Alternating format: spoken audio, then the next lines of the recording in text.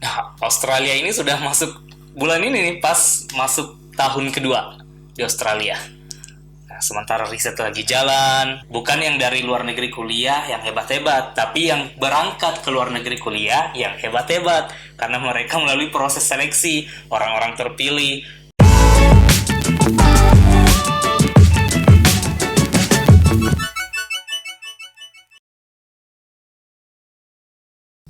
Nah, jadi teman Edukons tadi ya seperti bilang Kak Hilman, susah atau mudahnya sebenarnya tergantung dari diri masing-masing juga sih ya Kak ya.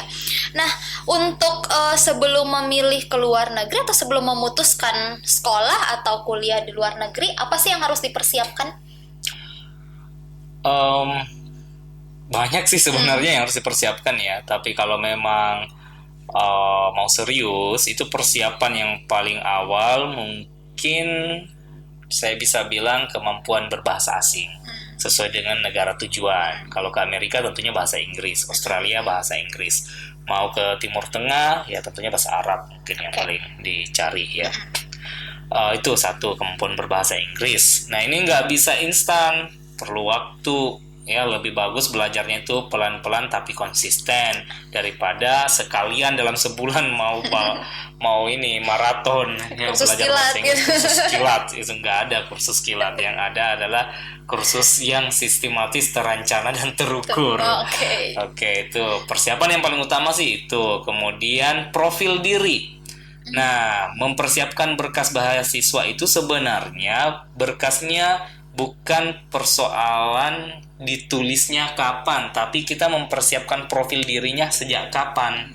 Jadi misalnya di berkasnya kita atau di kurikulum vitae-nya kita itu mau menuliskan apakah kita punya pengalaman sebagai asisten peneliti, bukan nanti mau nulis baru cari pengalamannya.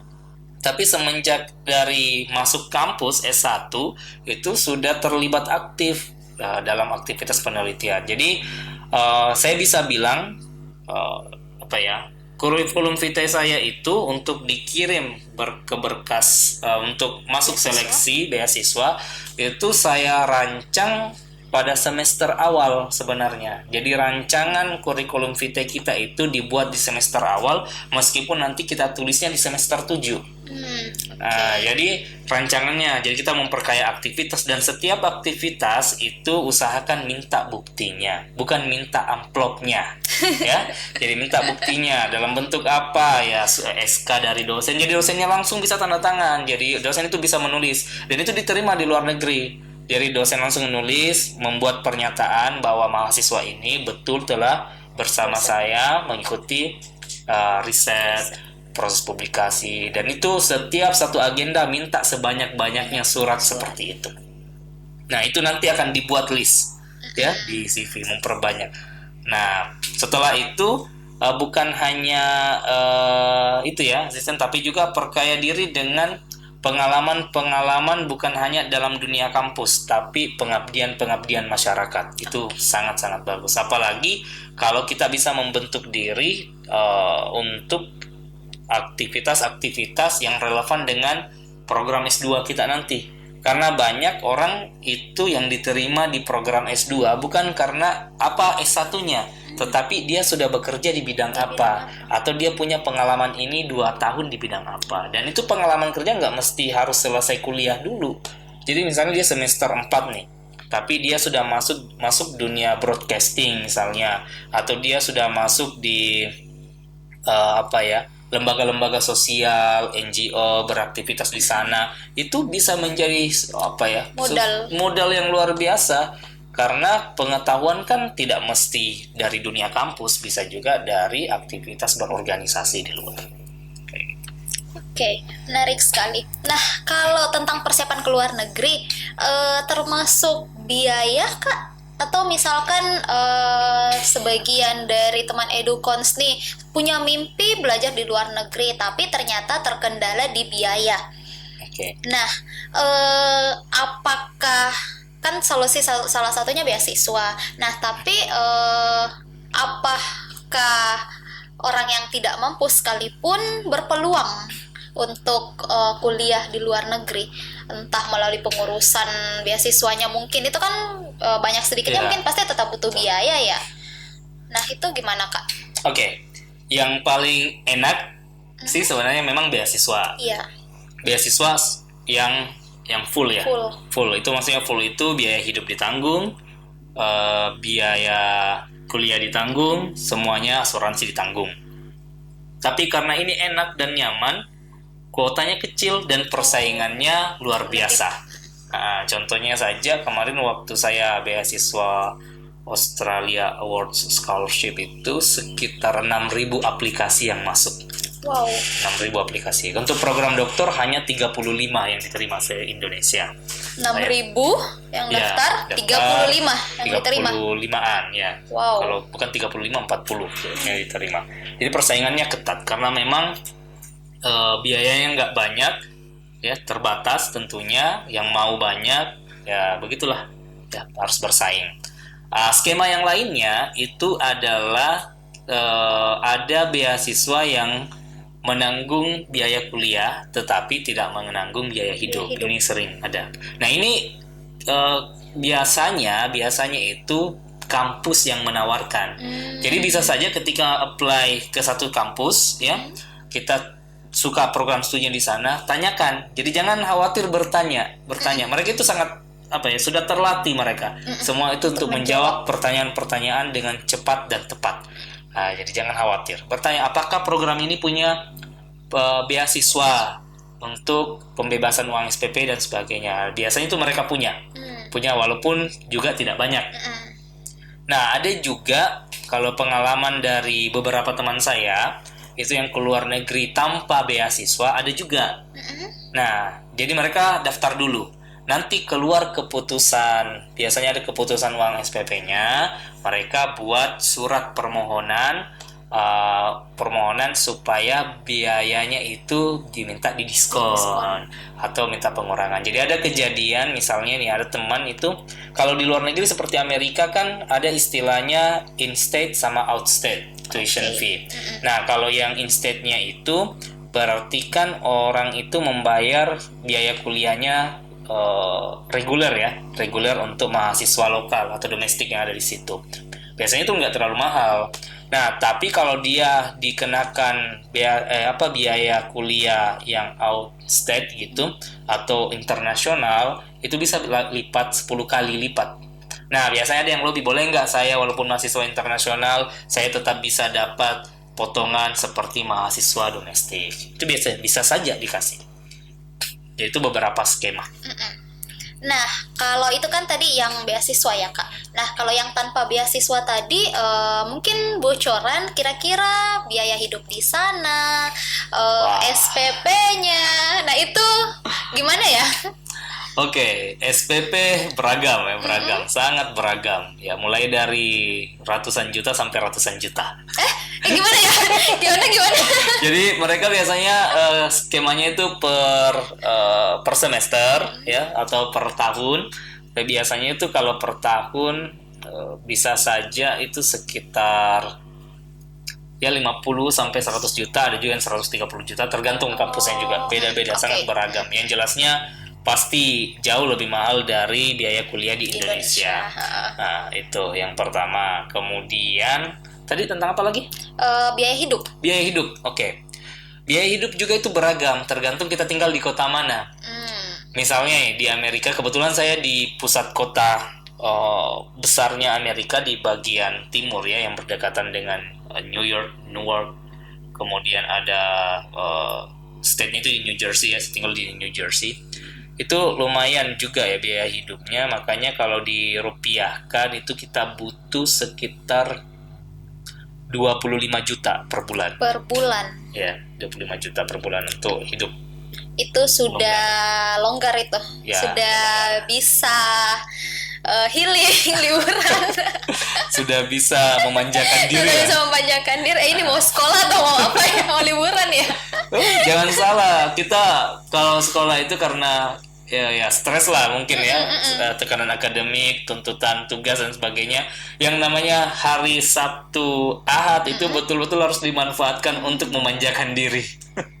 Jadi tetap perlu ini ya. Iya, tetap perlu jalan, tetap perlu main, tetap perlu ya nonton kayak gitu. Tetap waras dan tetap bahagia di Tetap negeri waras, orang gitu. dan bahagia di negeri Penting orang. ya.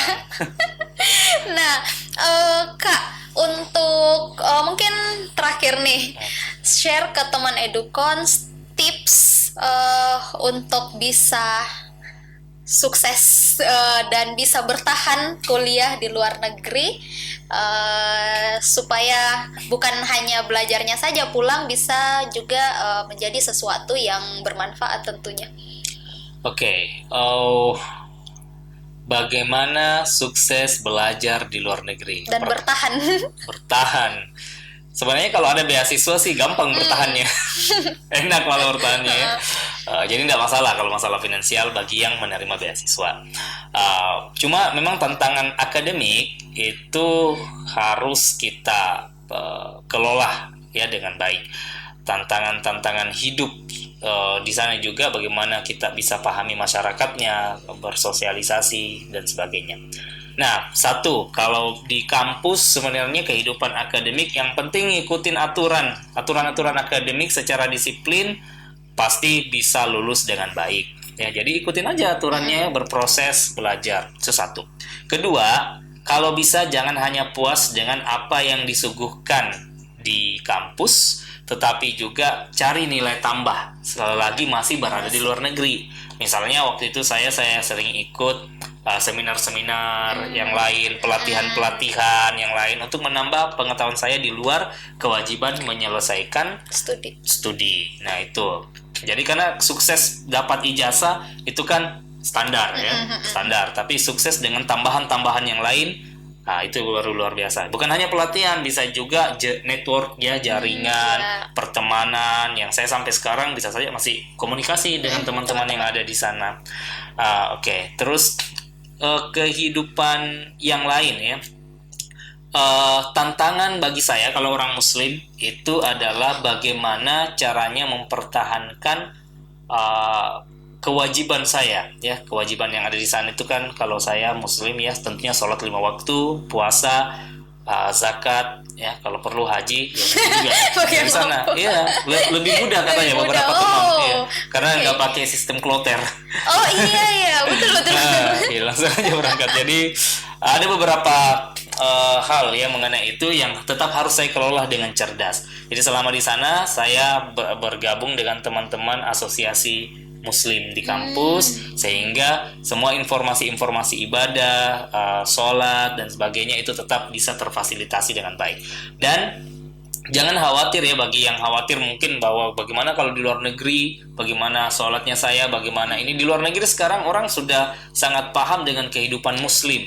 Di kampus itu saya bisa bilang ya, di kampus saya musolahnya jauh lebih baik daripada musola di beberapa kampus di Indonesia. Wow. Terus terang jauh lebih baik. Bahkan mereka sudah wudhu pun mereka sudah siapkan paper towel untuk kita lap.